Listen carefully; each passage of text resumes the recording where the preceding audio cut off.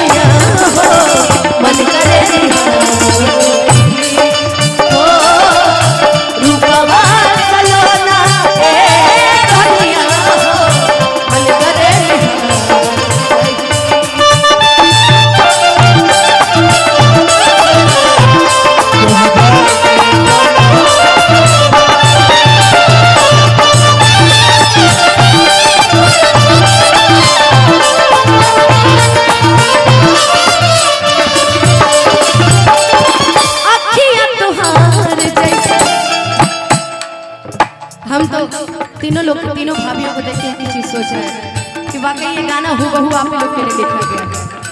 हो होठा बात जैसे भोर के गिरनिया आँखियों में प्यार दे समागिल बा दुनिया।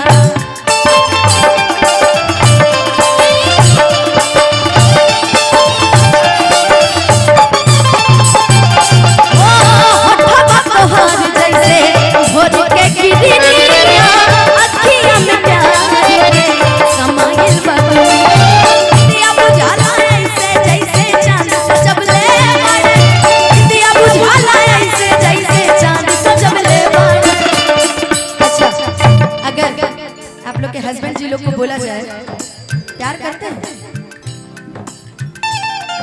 वो हंस दिए। आप सब प्यार करते हैं? हमसे नहीं, उनसे।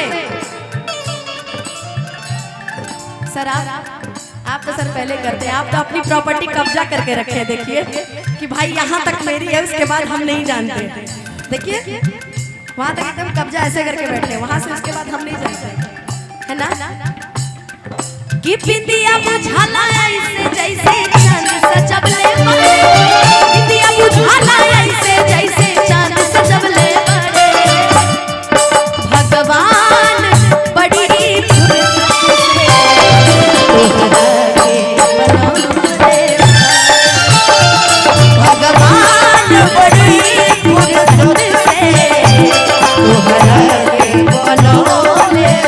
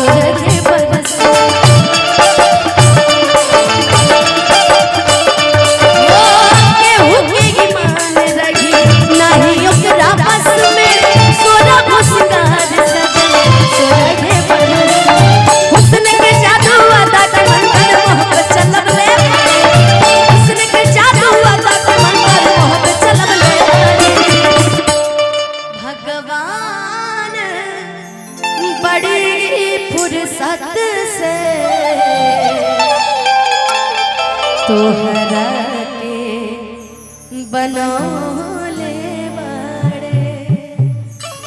चाहेंगे कि अगर थोड़ा बहुत भी पसंद आए तो आप लोग के हाथ